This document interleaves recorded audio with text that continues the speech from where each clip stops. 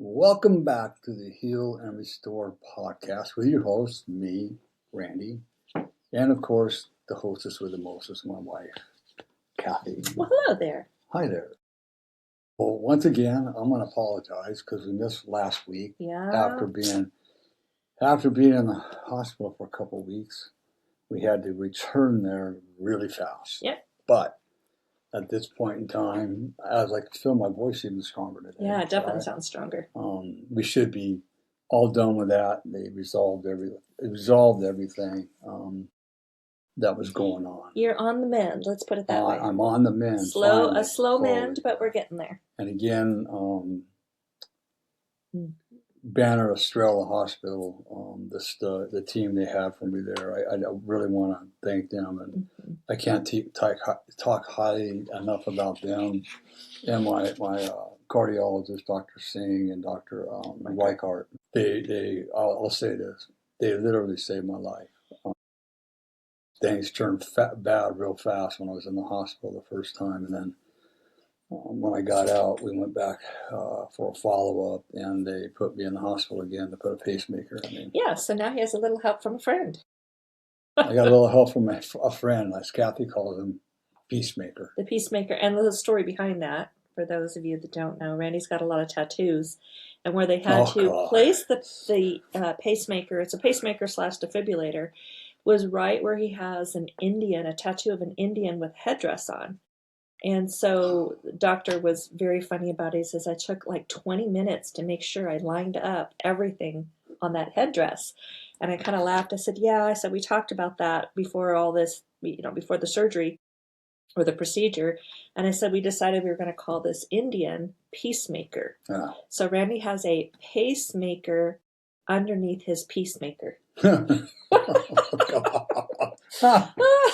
So I didn't hear you put it that way before. Nope, so. But he's got a pacemaker. Cathy names everything. I do. Right? I do. That's life. We gotta have fun. All my animal heads all got a name. Every one of them. So Peacemaker is above your pacemaker. He's below mine. Yeah. Don't get confused. Don't get confused. Okay. So anyway, on with the podcast. Yeah. Remember, we are dedicated to helping couples and individuals strengthen their relationships through healing, growth, and honest conversation. Yeah. We dive into topics like communication, forgiveness, intimacy, family, and emotional connection, because healthy love starts with a healed heart. Tune in each week and take the next step toward restoring what matters most. And you've got a healed heart today. Yeah. With a little help from your friend. My peacemaker. Your peacemaker. So today we're going to talk about something. It's really important to have, to me, I came up with this topic kind of on a spur, but it's been really influential in our lives. So we're going to talk about something that's absolutely essential, not only to us, but to everybody. It's to our emotional, relational, our spiritual health, and that's community. And I know we've talked a lot about community, but this is just, when you have a sudden change of events take place in your life, you don't realize the value of that community. No, you don't at all. You get to see the value. Let's put it that way. It's really elevated in our lives. We live in a culture that really just promotes independence and self-reliance. Yes, very, very much self-reliance. So. Yeah. So many people believe that they should be able to handle all their struggles on their own, all by themselves, me do myself. How's that working for you? Yeah, it didn't work very good for me. But the truth is, we were never designed to live life in isolation. Nope. I can say that we've each taken a turn at some point in our lives. Like most of us, if we're honest, have lived in isolation or sat in isolation over something for a period of time. Right. So we understand, though, today that healing, growth, and restoration almost always happen in the presence of a safe, supportive group. We have found that to be true. Yep. Yeah. So today we're going to talk about a few things, and we're going to explore why community is essential to emotional healing, why so many people withdraw and they isolate when they're hurting. And then the other really important one is, what is the difference between healthy community and unhealthy relationships? That's really important. Yeah.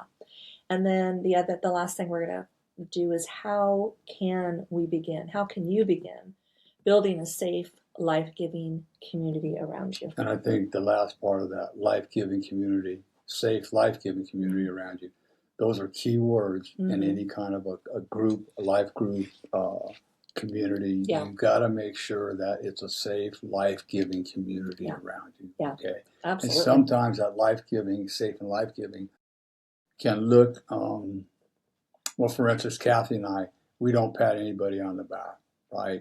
We let them talk whatever they need to talk about, but we also don't co-sign any of their excuses. And that's the hard part about being in a good, healthy, safe community, because that's actually loving a person more than they think we're loving them. And not only us, I mean, we have people that kind of ask us some really important, hard questions. Oh, yeah. You know, they'll question us, and we want that out of people, because that's how we grow. Absolutely, how we grow. Yeah. So let's start with the human need for connection. Right? Very important. Yeah. From the very beginning, we were designed for connection. Yeah. Remember, in Genesis, God said it's not good for man to be alone. Right. That statement goes far beyond marriage. Absolutely. Far beyond marriage. It reflects a fundamental truth about humanity.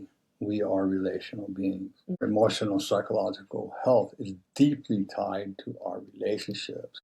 And I just want to say right there that, you know, the life group that Cathy just felt on her heart over a year ago to start, and we started it, and it's mostly with our clients, but then we invite other people in. The word that they have all said, this is really one of the biggest helps that we've had, because now I know I'm not alone.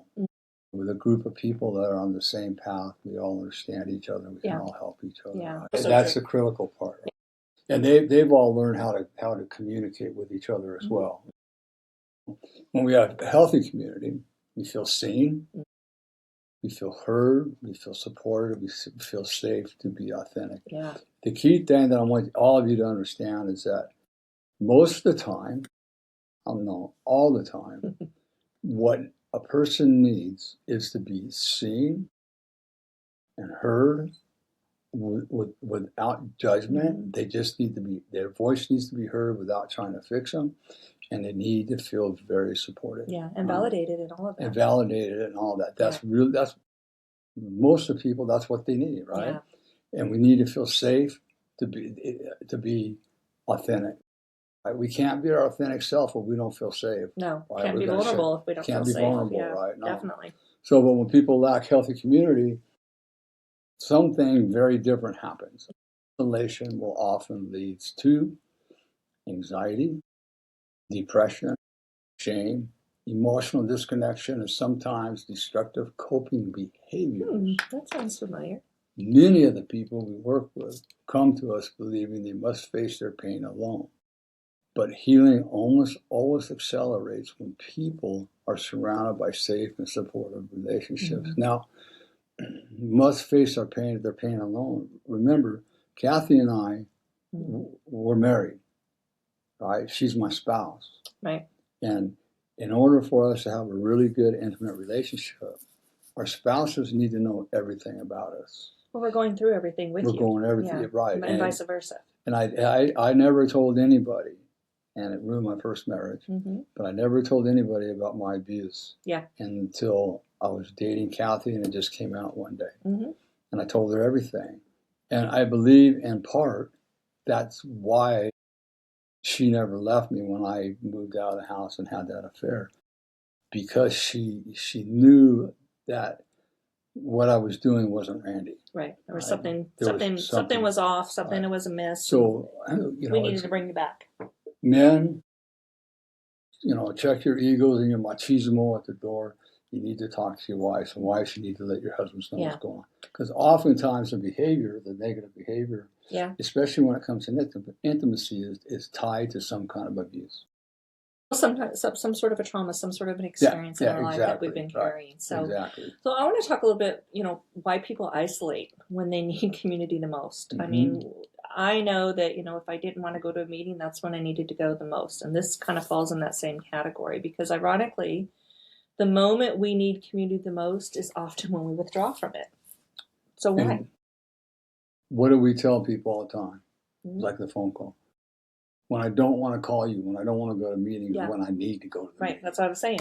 That's when I need it the most. That's when you need it the But most. why do people retreat? Why do they not follow through? And a lot of times because pain makes people retreat.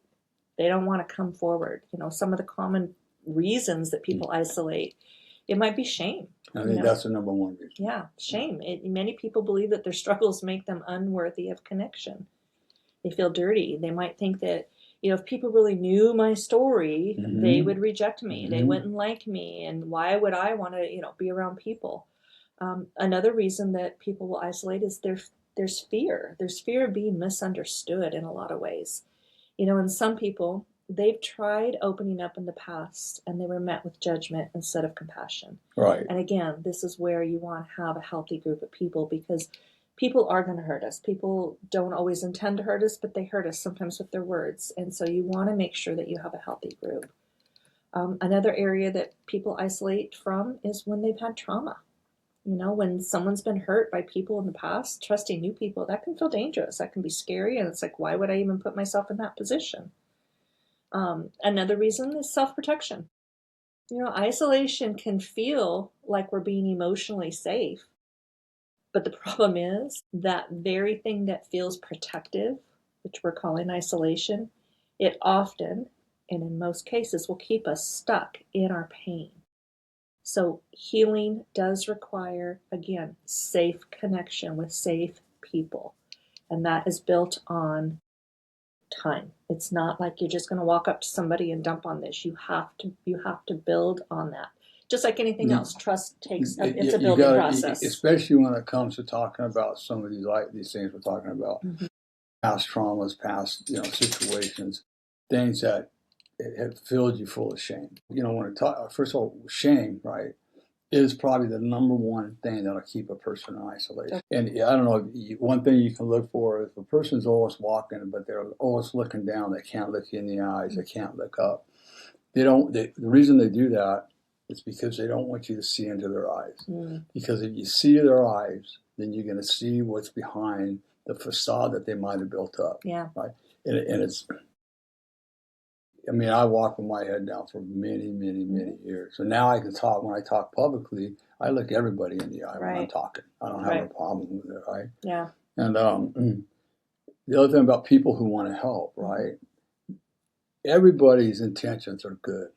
They're not trying to hurt you. But the issue is a lot of people don't know how to talk to people that they don't know how to help. They don't know how to help, and it's okay. So we just encourage people. That's what we always say: sit down with them, right? Don't turn all the phones off. You give them 100% of your attention. Nod your head yes once in a while. Just agree with them, right? Let them say what they want to say. And one of the things you can do at the end is say, you know what? Sorry that happened to you. It must be really, really tough.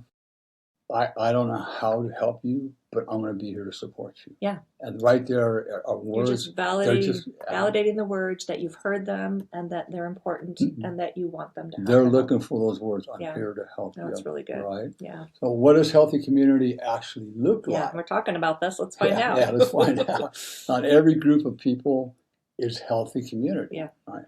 Healthy community includes several key qualities. We've touched on some of this already, but number one is emotional safety. People feel safe being honest about what they're experiencing. They don't fear ridicule or shame.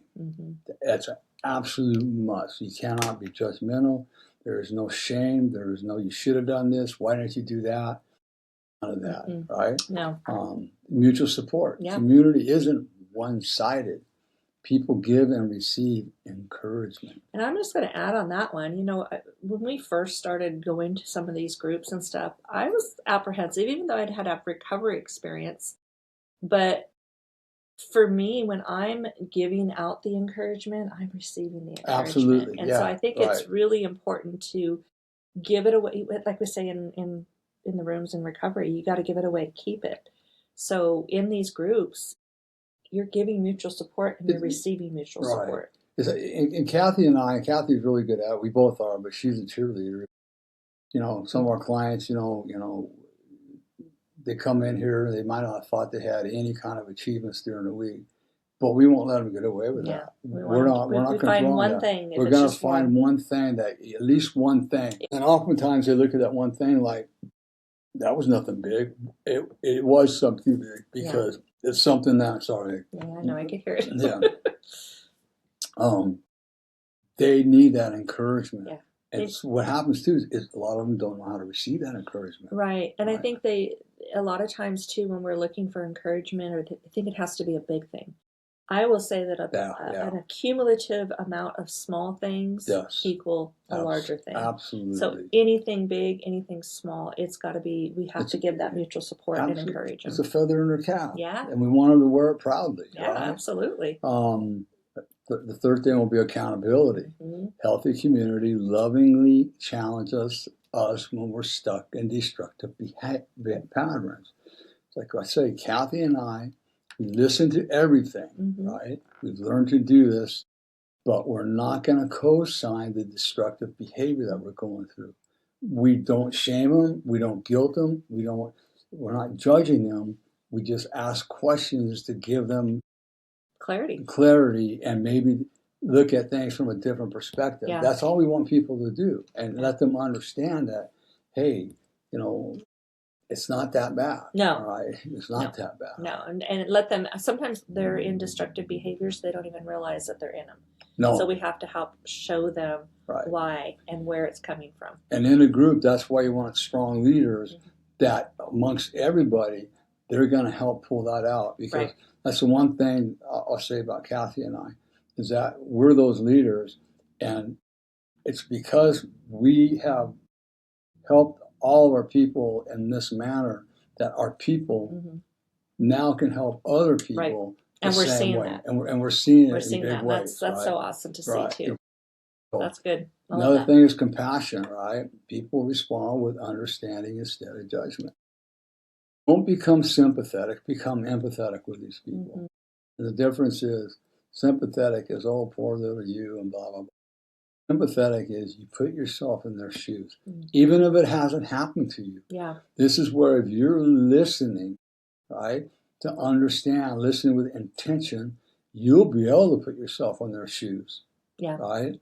And that's what you also have to be, listening with an open mind. Because empathy leads to compassion. Absolutely, 100%. Right? Definitely. And then presence. Sometimes the most healing thing someone can do is simply be present. I talked about that earlier. Presence and listening. Right? Community doesn't fix everything. No. Remember, that's another thing we got to hit on here too, because, well, I'll go first. Community reminds us we don't have to face everything alone. So community's not going to fix everything. Remember, you can get all the help you want. You can go all the therapists, all the coaches you want. But until you become willing to do the work that they're suggesting that you do, pick up the tools that we give you, nothing's going to change. Right? Even going to small groups. But what will happen with small groups, if it's a healthy one, people that maybe aren't doing the work will see people that have been doing the work, and in conversations, they go, well, how'd you deal with that? And then those conversations can start, and then, well, Randy, Cathy had us do this, that, and the other thing. We just continue doing it every day, whatever. So that's another way that people will jump on the bandwagon and start doing the work, because a few of our clients don't do the work, and it's, you can tell. You can tell, right? Yeah, but the one thing that I will say about this is, when change is, nothing changes till something changes. And that change begins with you. Absolutely. So community will help enhance that, but you have to take the steps. Yeah. So what are those benefits? I love this. What are the benefits and the role of community in the healing process? There's so many people that they believe healing is just an individual journey. Me do myself. I can do this. But yet they continuously stay stuck. But honestly, healing it often happens, and for us it happened in our relationship. Community helps healing in several powerful ways. One of the ways with community is that we learn to Because a lot of people will blame their partner for what's going on in their life. That's got to stop, right? So in the community, that's the thing we don't point the fingers at everybody else. It's like, what's going on? You know, what was your part in it? Yeah. So we got that's another part of healthy community. Oh, absolutely. And so, when we're in this community, what are some of the things that it can help? Okay, it helps us to break the power of shame. Shame thrives in secrecy. We've talked about that. That's under the isolation. But when someone shares their story in a safe environment, they often realize, geez, I'm not alone. That's right. Oh, I've experienced that feeling. That makes more sense to me. Well, I'll just say, for instance, when I used to speak at conferences, I can't tell you, both men and women, how many people come up to me and go, Randy, after hearing your story and what you've done in the healing process, I was never going to tell anybody, but now I'm going to seek help. Testimonies are powerful because people see a human being sharing, and they're like, oh, I've experienced this. And I think there's something I meant to mention a little earlier, is that when Cathy was talking about trust, okay, you've got to be careful who you're going to open up to, and that's even if you're joining a small group. You've got to learn to trust people. You've got to learn and be around those people enough to build that trust. Right. So some of the other things that are powerful in community, things that can happen, is it provides perspective. Provides different perspective. We all have some perspective, but it can provide a different perspective. And so how that happens is others can see, they can help us see things that we can't even see about ourselves. I think that's the key there. Sometimes I can see things in other people, and I'll ask people, has anybody else noticed this in you? And until you ask that question, they don't realize other people are seeing change in them. And then I see change in people before they see change in themselves. I mean, it was like Roy, my coda mentor, right? The first time, I didn't know who he was. He put his hand on my shoulder and says, Randy, you're enough and you're loved. And every time I saw that, man, that's what he did. Yeah. Because my belief in myself is I wasn't worthy of love. I was dirty. I was tainted. I was broken. I was all these things, right? And he was giving me that new perspective. Yeah, that's really good. And it took a while for me to realize, but that's exactly what he was doing, was teaching me, telling me, Randy, no, you're enough. You know? We can get narrow-minded in our own perspective. We need other people's perspective to help pull us from that. And the other thing that's really powerful in a community is we get strengthened in our resilience. Yes. Having supportive relationships, it often helps us to endure difficult seasons. Right. And, we've just gone through a little bit of a difficult season, and thank God we had a group, our life group, our friends, our longtime life group people. Everybody was there to support us. People in California that were part of that life group. We had California, we have Texas, we have Alabama. I mean, they're all over the place. Maine, yeah. So it's important to know that it will strengthen your resilience when you have a healthy community group. Right. And then the other thing I think that's really powerful, and this is something that we pride ourselves on at Healing Restore Counseling, is we want to restore hope. If someone feels like they're surrounded by people who care, it becomes so much easier to believe that healing is possible, that they're not alone, that if they can do it, I can do it. They're being open and honest and vulnerable. I'm going to learn to be open and honest. And it may not come easily at the beginning, and that's okay. But surrounding yourself with a community of like-minded people, you will get there. And here's what I want to say about revealing stuff. Start with the small stuff, right? You don't have to blur out the worst thing that happened to you. I mean, you can if you want. You feel comfortable enough, right? But, start out with a little secret that you've been holding on to about yourself that you didn't want to, struggle in your marriage. Or struggle in your marriage. Or your relationship. Whatever it is. It's got to be small. Something small that, hey, I'm struggling with this in my marriage. How are you guys working it out, right? And that's how you start building a trusting relationship, little by little. Yeah, those comfortable questions that lead to the larger questions that help reveal more. Absolutely. And it takes a while to build that relationship. Yeah, definitely. So how does one begin building a healthy community? If you feel one right now, we want to encourage you. Remember, you're not the only one. Yeah. Right? You're not the only one. We've all been there. I mean, we've had a couple of our couples come to our life groups the first time, very nervous and very, self-guarded. Mm-hmm. But after the first one, they felt very comfortable. Yeah. They felt loved. They felt, welcome. That's how it starts. Yeah. Many people are longing for a real connection.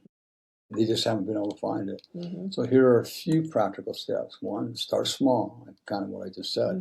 Sometimes healing begins with one safe relationship. Yeah, you don't need a big circle of people to start with. No, or you can be in a big circle of people, but it might be one person in that group or that one you couple. can, Yeah, exactly, right. Yeah. So seek safe environments, yeah. right? Support groups, small groups, recovery communities, or counseling environments can be a powerful place to begin.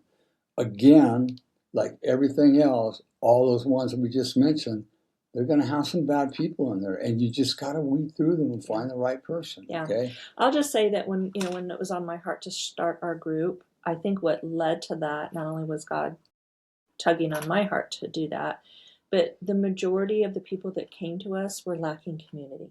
Exactly. Yeah. And so that it took a while to build. I wasn't willing to do it right away. I think you pushed me a little bit, which I needed. Right. But everybody was lacking community. So we all need it. And this is just that great reminder. Ours didn't start out, nobody knew each other the first time they came. Yeah.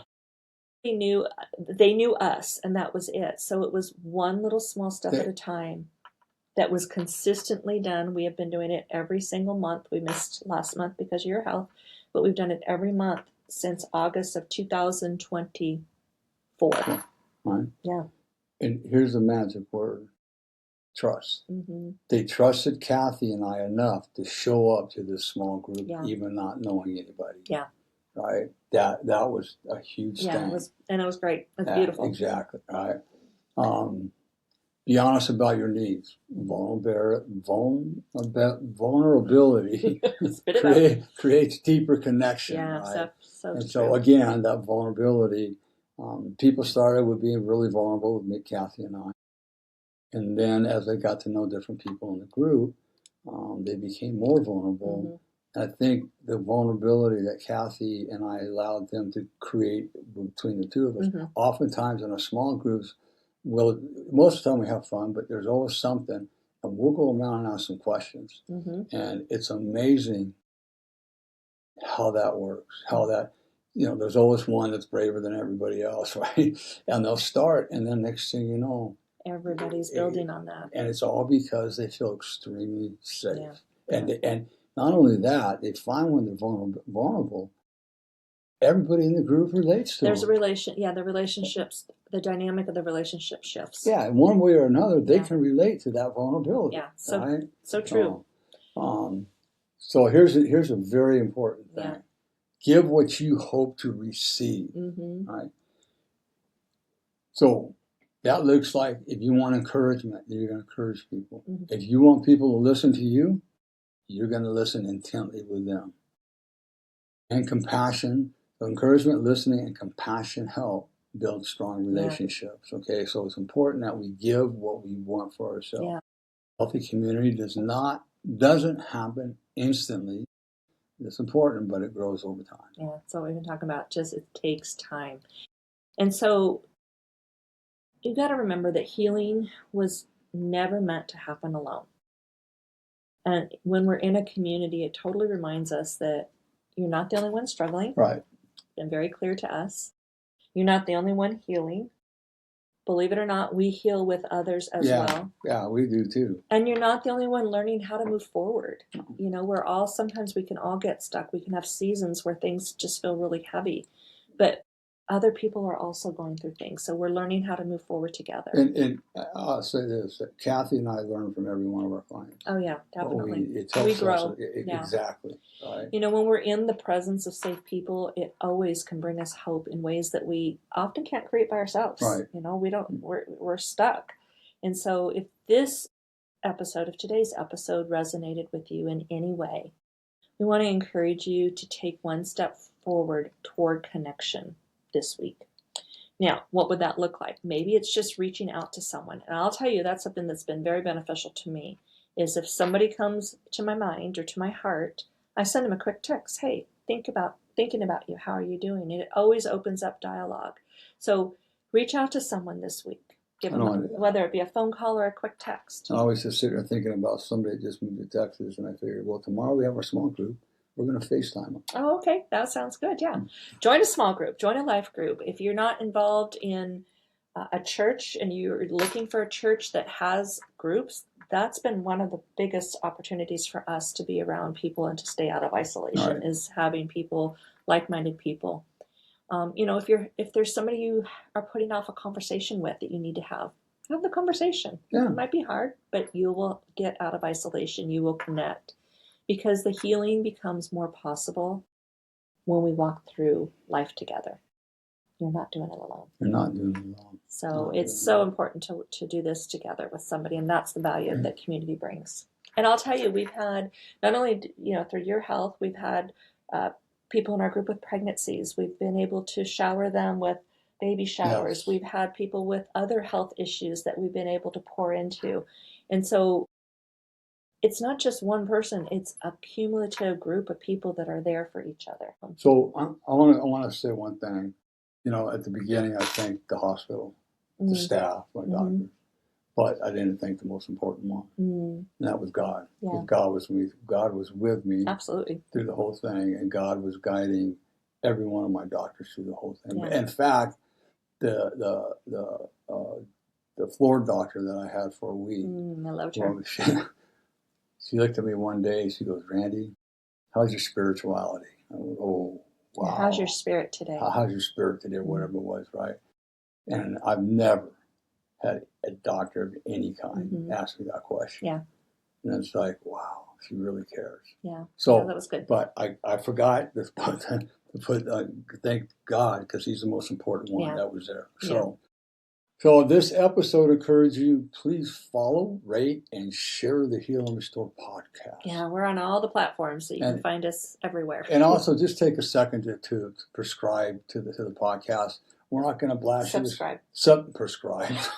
Him and his meds, he's been getting meds prescribed to him. Subscribe to the podcast. Right? We're not going to hammer you with a bunch of stuff. You're just going to get a little notice at when podcasts are released. Yeah. When the podcast released, right? You never know how one conversation could help someone feel less alone and take their first step toward healing. Yeah, right? You never know. Got to give it away to keep it. You might just be that angel that they're waiting to hear from. Right? Yeah.